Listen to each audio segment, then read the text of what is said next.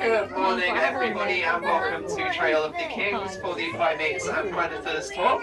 So this is the first stop on that tour, our Western Lowland gorillas.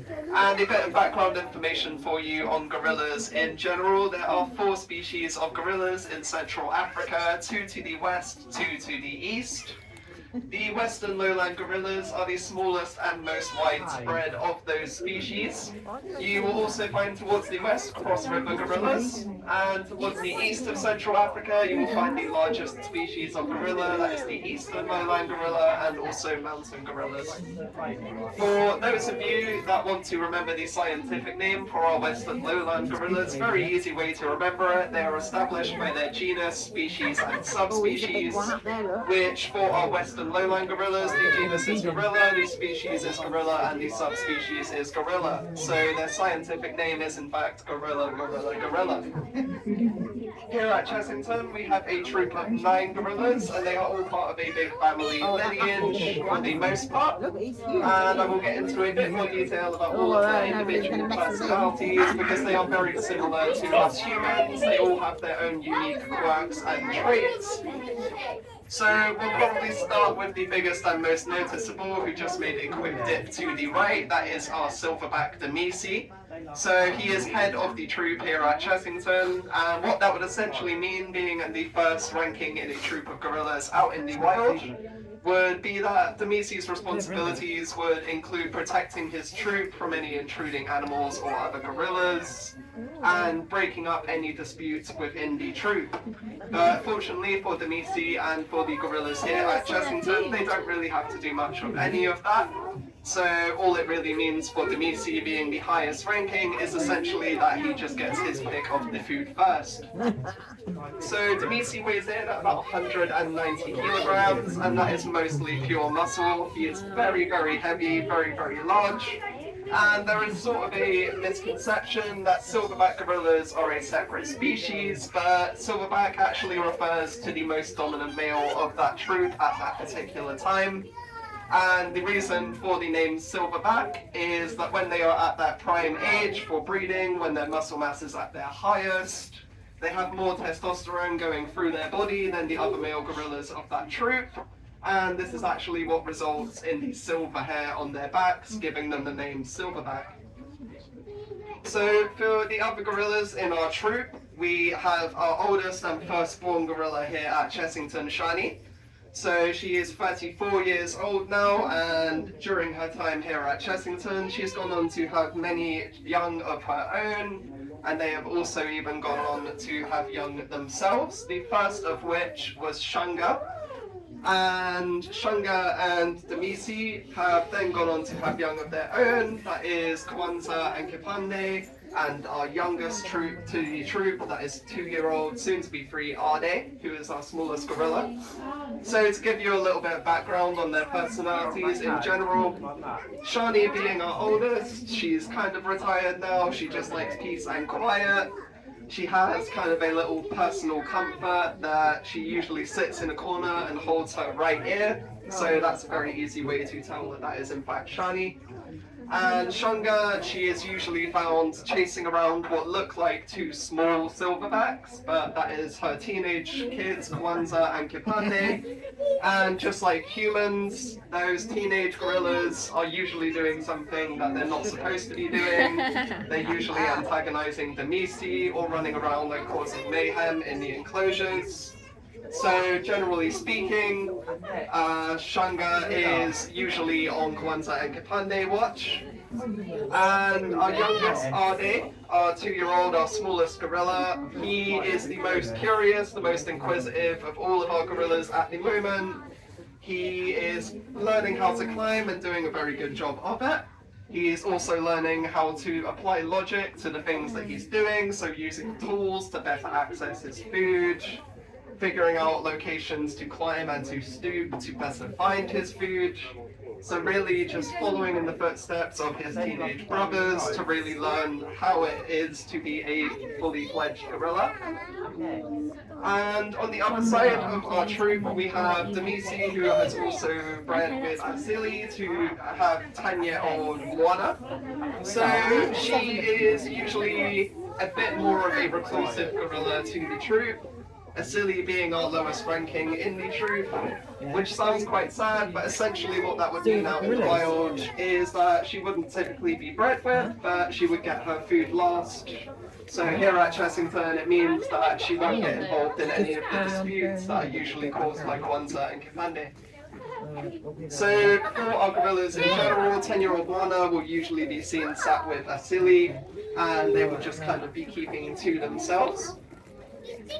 So that is pretty much the overview of our gorillas in our troop. So I would like to go into a bit more detail about the Western lowlands as a species. These are what we actually would refer to as an endangered species out in Western Central Africa. And there's a few driving reasons for that, and they are largely including poaching, deforestation, and human-spread disease. So the issues that these gorillas typically face on the disease side of things, they are vulnerable to things like Ebola and COVID-19. They have actually had a big impact on their numbers out in the wild in more modern times. Deforestation is also an issue for them. So there is something that's called fragmentation, where essentially these gorillas, very, very smart, very rational. They have figured out that when a path is carved through their forest, that's human-built land, that they essentially have adapted to not go across that human-built land, which essentially fragments the forest that they have available to them to go and forage and to find water sources. It essentially cuts them off from the other side. So these gorillas essentially are facing issues that are caused by us humans. And other issues like poaching, for example, these are unfortunately poached and in some areas of Africa unfortunately used for bushmeat. Some people also add these animals to their exotic pets collections, private collections all around the world. And I think we can all agree, looking at these size of Demisi, that we wouldn't like to wake up at 3 a.m. and see Demisi walking around our house. These animals do not make good pets. So for these gorillas, foraging really, really important for them. These are primarily herbivorous animals, so their diet typically consists of a lot of nuts, seeds, vegetation, leaves, and pulses. And they are really, really important for the ecosystem out in Central Africa as well. Because it's something a bit gross to point out, but just like us humans, they eat a lot of food, they travel distances, and they poo. And for gorillas to go out in the wild and poo, it's a little bit more important than when we do it. And essentially that's because of those nuts and seeds that they are eating. So these gorillas travel vast distances around these forested areas, they eat a lot of seeds and nuts, they then poo, and that actually allows those plants to germinate in new regions where they weren't previously being grown before. So they are really important for biodiversity out in Central Africa. So besides being incredible smart animals, they are really important for the environment out there as well. And contrary to popular belief, we do not feed our gorillas bananas here at Chessington. So that's kind of the typical image of a gorilla with a banana in its hand that most people would think about. But the kind of bananas that we get imported here to the UK are more grown for human consumption, so they typically contain a lot more sugar than the naturally found bananas that these gorillas would be foraging for. So essentially it would be like giving them junk food every day if we were to try and feed them bananas, so they get a much healthier diet of leafy greens, of squashes, pumpkin, nuts and pulses and seeds. So we do our best to vary their diet. And for those of you that saw the feed as it was starting, you may have seen that the food was flying all over the enclosure, so there's a really high up bridge above that enclosure that our keepers climb up to. And we do essentially what's called a scatter feed here at Chessington. So all of that food is put in buckets and it's thrown all over their enclosures. So the food can end up in really high up places, it can end up buried underneath their substrate, it can end up in pools of water. And the reason that we do this is because, like I say, these are foraging animals, so we need to try and simulate their feeding habits as best as possible here at Chessington. And how we do that is basically requiring them to climb for their food, requiring them to dig for their food, and even requiring them to use tools to access their food. We also put their food in different forms of enrichment, in different kinds of weeds, in things that they have to dig through and pull out. So there was a study conducted that over 75% of species in the world do not prefer to have their food handed directly to them. One of the few exceptions to that being a domestic house cat. So for these gorillas, they actually prefer to be challenged for their food. If we were to just hand them food directly, the likelihood is they wouldn't be too interested in it. So enrichment, really, really important for keeping our gorillas as mentally strong as they are physically strong. So for these gorillas out in the wild, as I mentioned a little earlier on, these are an endangered species. There are about 100,000 left out in the wild. And 100,000 might sound like quite a high number to all of us in the room, but to put that into a bit of perspective for you, there are currently over 1 million people living in Surrey alone. So for there to be 100,000 of these left in the wild is quite a low number. But fortunately, there is a group called the Limbe Wildlife Trust out in Central Africa, and they do really, really essential, amazing work protecting these gorillas and all species of gorillas out there in Central Africa. They are responsible for shutting down the exotic animal trade out there. They are responsible for creating sanctuaries and preventing poaching. And they rescue, rehabilitate and re-release these gorillas out into the wild where they belong.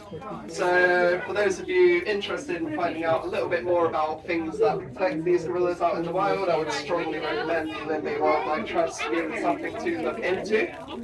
But something that we do here at Chessington all year round, and something that's very, very easy for everyone to participate in at home, is Wild Animal Days. So for example, our day, roughly translated from Swahili, Ade means earth. So Ade was born on World Earth Day, so that is why his name is Ade.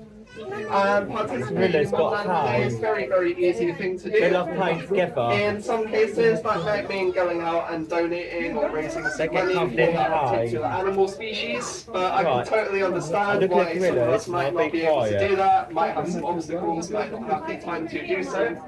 So when I strongly encourage you to participate in Wild Animal Days, all I mean by that is essentially take that day as an opportunity to learn something new about that animal, or better yet, tell somebody you know when, for example, World Gorilla Day rolls around, because that person could then go on to pass it on to someone else, that person could then go on to donate some money or to fundraise themselves. But word of mouth is really, really important for Wild Animal Days. And it's just a few minutes on Google for us to learn something about those gorillas. It's just a couple of seconds to tell somebody you know when a World Gorilla Day is rolling around. But the funds raised on that one day go a massive, massive way to conserving the species throughout that entire year. So Wild Animal Day is super, super important. So that will conclude the gorilla talk for this morning. The next part of the Primates and Predators tour will be down by the Asiatic Lions enclosure right at the bottom of Trail of the Kings. So as I'm kind of slowly walking down that way, feel free to ask any questions if you are heading down that way also. Otherwise, I hope you enjoy the rest of your walk around Trail of the Kings this morning and the rest of your day at Chessington.